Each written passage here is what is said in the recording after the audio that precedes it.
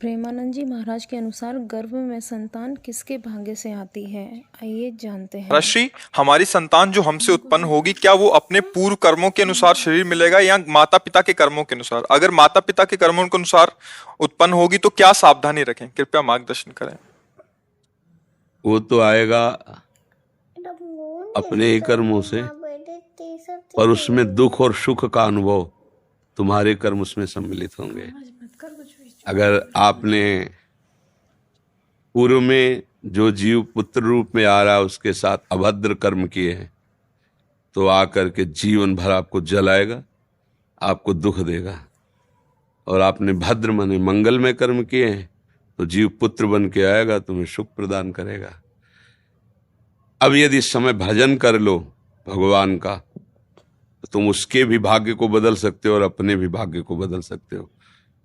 ये भजन ही एक ऐसा कर्म है जो सब सुधार देता है। मार्कंडेय ऋषि के पिता महाराज मृकंड ने देखा, बहुत ज्योतिषाचार्य थे, कि 5 वर्ष में मेरे पुत्र की आयु खत्म है, मर जाएगा। बड़ी चिंता हुई कि जीवन भर भजन करते रहे, तपस्या की। पहले प्राय हम सब ऋषियों की ही संतान हैं, रहते गृहस्थ में थे पर पूर्ण ऋषि तपस्वी मुनियों की तरह हम सब ऋषियों की संतान हैं। जब गोत्र पूछा जाए तो देखो नहीं बोलते भरद्वाज गोत्र, याज्ञवल्क्य, हम सब ऋषियों की संतानें हैं।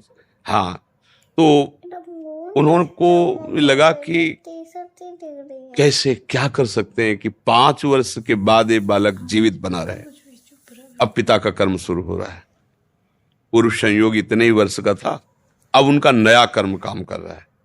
उन्होंने विचार किया भगवान के भक्तों और संतों में विशेष सामर्थ्य है। यदि संतों को साष्टांग दंडवत करे और संतों का आशीर्वाद मिले तो मैं इसे मृत्यु से भी बचा सकता हूं।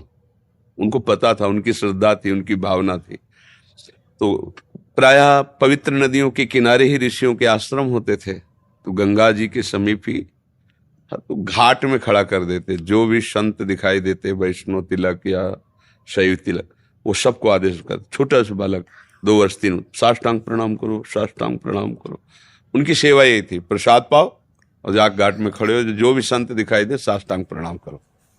एक दिन प्रच्छन्न वेश से गुप्त रूप से सनक सनंदन सनातन सनत कुमार भी, अब आपको क्या पता कौन महात्मा किस कोटि का किस वेश में तुम्हारे पास बैठा है, या तुम्हारे संग वार्तालाप कर रहा है, या तुम्हें कभी मिल सकता है, हमारी दृष्टि नहीं है ना। और वो दिव्य महापुरुष थे और वो देखा करते थे। जो साष्टांग प्रणाम किया तो चारों संत वेश में थे, उनका चिरंजीवी भव, बस वो आ गए। महाराज मेरी दृष्टि अचूक है, आप सनक सनंदन सनातन सनत कुमार चारों ब्रह्म कुमार हैं ना, प्रच्छन्न वेश से आप घूम रहे हैं, ये तो अभागी है, 5 वर्ष में इसकी मृत्यु हो जाएगी। और आप कह रहे हैं चिरंजीवी भव, तो आपके वचन मिथ्या या इसका भाग्य मिथ्या? इसी बात में बैठे थे कि कोई ना कोई महापुरुष जब फंसेगा तो ये भाग्य को मिटा सकता है, साधारण थोड़ी मिटा पाता है, महापुरुष ही मिटा पाता है, उसमें सामर्थ्य होती है। तो उनका ठीक है, चिरंजीवी तो रहेगा ही। तुम्हारी ज्योतिष से तुमको पता है किस मिनट में किस सेकंड में मृत्यु होगी। उस दिन प्रातः से लेकर के और मृत्यु समय तक भगवान शिव के मंदिर में शिव का आलिंगन करके इसे बैठा देना, बस फिर और हम देख लेंगे। ऐसा ही किया। चारों ब्रह्म कुमार दरवाजे पे खड़े हो गए। तो ऐसे पुरुषों के पास यमदूत नहीं आते, साक्षात धर्मराज आते हैं। धर्मराज ने देखा सनक सनंदन सनातन सनत कुमार, तो उनका इस जीव का समय हो रहा है, आप आदेश करें तो मैं इसे ले जाऊं। नहीं, मैंने तो चिरंजीवी भव कहा है। बोले ब्रह्मा के आप पुत्र हैं, ब्रह्मा के द्वारा ही विधान किया जाता है। तो इतनी वार्ता हो ही रही थी कि भगवान शंकर प्रकट हो गए। उनका कि कुछ बदलना नहीं है, 5 वर्ष की आयु ना, हाँ 5 वर्ष रहे, मेरी आयु के 5 वर्ष रहे। भगवान ब्रह्मा जी एक सुई लेकर के ऐसे कमल में छेद देते, आका 1 वर्ष हो जाता है।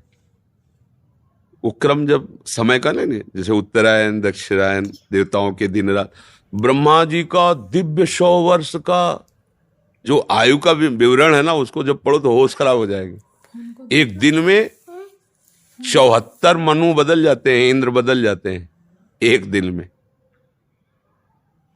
और भगवान का समय, वो जो ब्रह्मा जी का समय, निमेष, पलक झपकना, इतने ब्रह्मा की पूरी आयु हो गई। 5 वर्ष उनके, आज तक मार्कंडेय जी जीवित है, उनको चिरंजीवी ऋषि कहा गया है मार्कंडेय जी का। अगर पिता भगवान का भजन करे तो अपने भाग्य और पुत्र के भी भाग्य को बदल कर जैसा चाहे वैसा कर सकता है। भावी मेट सके त्रिपुरारी। अगर भजन बल है तो फिर आनंद ही आनंद है, नहीं तो दोनों के कर्म संयोग से ही संयोग बनता है। वो तो मान लो पुत्र रूप में आ रहा है। अभी हमारा आपका पूर्व जन्म का कोई संयोग तो आपको देखते ही चिढ़ पैदा हो जाएगी। आप ऐसे वचन बोलेंगे कि मेरा हृदय जलने लगे, बोलेंगे ये आदमी क्यों आया हमारे सामने। वो हमारा कर्म है जो आपको भी जला रहा है, मेरे को भी जला रहा है, दोनों में द्वेष पैदा कर रहा है। और अगर अच्छा देखते ही ऐसा लगा कि मानो हमने बहुत समय से अपने प्रियजन को बाद में देख, ऐसा लगता है ये तो हमारे बहुत प्रिय, और देखकर आनंद है, आप जाओगे खुशी हुई, हमारे खुशी हुई, क्या हुआ। कर्म ही सबको दुख सुख देता है और कुछ नहीं। अगर कर्म को कोई मिटा सकता है तो भगवान का भजन मिटा सकता है दूसरा नहीं। खूब प्रभु का आश्रय लेकर के उनकी लीला गायन करो, नाम जप करो, सब ठीक हो जाएगा। और गर्भस्थ शिशु को भगवत चर्चा सुनानी चाहिए, उससे प्रभाव पड़ता है। जैसे माँ गर्भवती है तो चाहिए कि स्वयं स्वाध्याय करे या फिर परिवार के जन कथा कह रहे हो, चुपचाप शांति से बैठ के सुने और नाम जप करे, तो गर्भस्थ शिशु पर उसका प्रभाव पड़ता है। जैसे प्रहलाद जी जब कयाधु जी के गर्भ में थे तो नारद जी अपने आश्रम में लेकर के उनको भगवत चर्चा भक्ति का उपदेश किया, तो ऐसे महान भागवत 5 वर्ष में विश्व विजेता हिरण्यकश्यप को परास्त कर दिया। 5 वर्ष की आयु प्रहलाद जी की है और विश्व शक्ति संपन्न हिरण्यकश्यप परास्त कर दिया। अभिमन्यु जी गर्भ में ही थे, चक्रव्यूह का वेदन की क्रिया बताई तो 6 द्वार वेदने की क्रिया तक वो जगती रही, 7वें विश्व हो गई। तो फिर वो मतलब गर्भस्थ शिशु पर बाहरी चर्चा का प्रभाव पड़ता है, बाहरी आचरण का प्रभाव पड़ता है। यदि हम नाम कीर्तन, भगवत चर्चा, भगवत कथा वार्ता, तो उसमें भक्ति का अंकुरण हो जाएगा, गर्भस्थ शिशु में उसका प्रभाव पड़ जाएगा।